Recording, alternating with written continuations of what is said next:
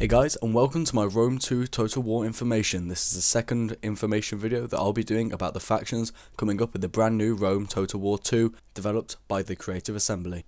In this video I will be covering 4 major factions that have now been confirmed by the Creative Assembly to be in the game. The first will be the Arverni, or most commonly known as Gaul.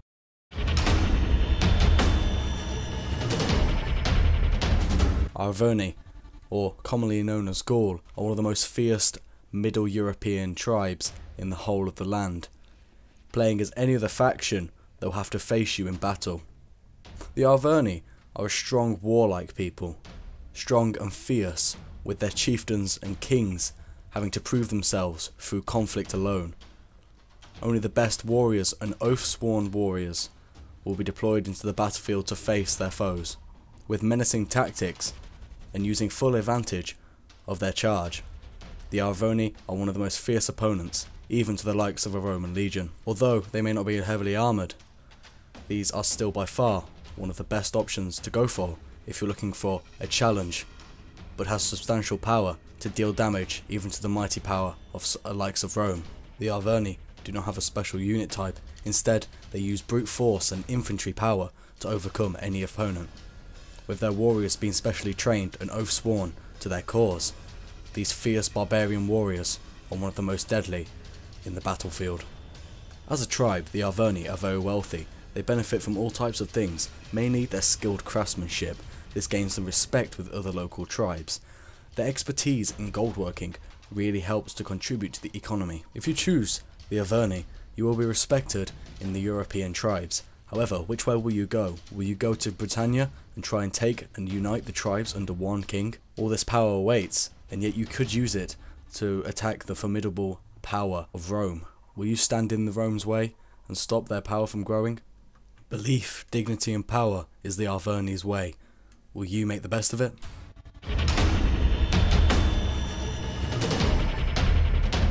The next faction available in Rome Total War 2 as a playable faction is the Swabi. The Swabi are fierce warriors. However, when approaching to play as this civilization, you must approach carefully and think tactically about who you're going to declare war on. The Swabi excel in infantry and ambushing tactics. Raiding is their main form of combat. Take this into consideration when fighting any large-scale opponent, such as a Roman legion. Their fighters are feared all over Europe, and rightly so. Even the most strongest of centurions and Roman legions would cower in the face of a barbarian tribe as strong and fierce as this. Although on the outside they may look like a barbaric tribe that will do anything for bloodshed, this tribe has a diplomatic edge, something which can use to its advantage when dealing with other smaller tribes. Their fighting maneuvers and tactics come especially handy when dealing with other tribes. Their ambush and courage in battle really does help them to achieve that upper hand, especially against lower grade tribes that try to stand up to them or stand in their way. Their main form of income is from raiding and plundering. They are specialists and have been doing it for years. Taking advantage of smaller tribes in this area if you're going to play as this faction is vital in keeping a good, strong economy. However, be careful who you conquer, because the wrong uprising you will find a lot of difficulty with a barbaric tribe such as this to keep order. Blood, nobility and courage are what the Swabi go by. If you are a cunning player that likes strategic gameplay and a challenge on the battlefield, then this is going to be for you.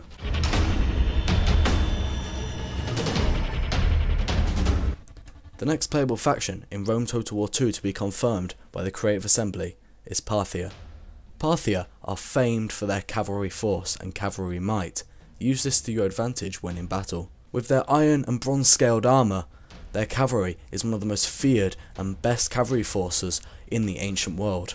Parthia benefit from specialist troops such as the famed horse archers.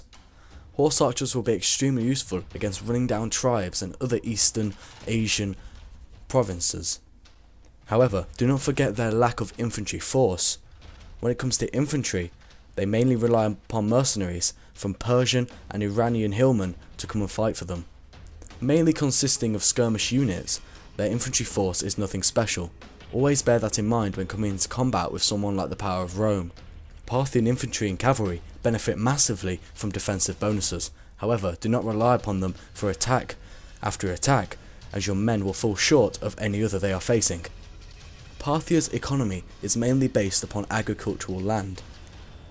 Benefiting from profits from rich heritage and better tolerance for other foreign cultures, something which the towns of Carthage and Rome do not share, will aid you when coming into contact and diplomacy with other provinces. Thanks to Parthia's Eastern Asian origins, they benefit from better trade and cultural strengths within their provinces. This obviously helps when coming into diplomacy and other things like that with other tribes and other surrounding provinces.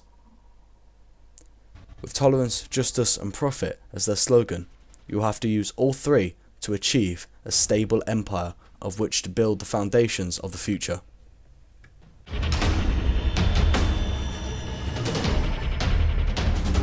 Last but not least to be conferred by the Creative Assembly to be in the new Rome Total War 2 is Egypt. Egypt are a wealthy country using the best of the Nile to provide food and good medical supplies, being infamed for their good medical and science and as well as learning. You will find it increasingly easy to keep your population happy. Utilising other areas outside of combat such as diplomacy to win over your foes and to create good and strong allies for your cause is vital in the development and running of this faction. However, in saying this, do not underestimate the Egyptian fighting power. With many specialist units such as African war elephants to help you out on the battlefield, you gain the upper hand very quickly. Using troops such as pikemen and spearmen to your advantage in battle is something else which no other faction has to date. African swordmen, famed for their skill, will also be provided for you as mercenary choices during the playing of this faction. Extremely useful when facing down any Roman legion or cohort. Bear in mind, when playing as Egypt, you may face several tribes trying to overthrow you. The major issue as playing with Egypt in this time period is the instability of the current leader, the Pharaoh. Past military campaigns that the Pharaoh has been involved in have not gone well for Egypt. Under declaring Egypt as an independent state, there are many tensions between local Greece and Carthage between the two nations. Any wrong move in running this faction could provoke a deadly and serious war, one that may not be able to be controlled by one country. Playing carefully as this nation is vital in securing a prosperous future for the land. Utilising the wealth this faction comes with is vital in making it grow successfully and winning every battle and every opportunity you can get to prosper as a nation. Recently united under one independent state, will you be able to take over from the Pharaoh's position and lead this country to greatness once again? Using wealth and the Nile has to offer, will you be able to control the seas with their powerful navy and once again rise Egypt to the top of their empire once they once were before this time began? If you are a player that uses wealth to their advantage and does not always seek military wins, then this faction is for you. Be independent, diplomacy, and you will rise as a nation to your once former glory. Thank you for watching. Hope you enjoyed this video.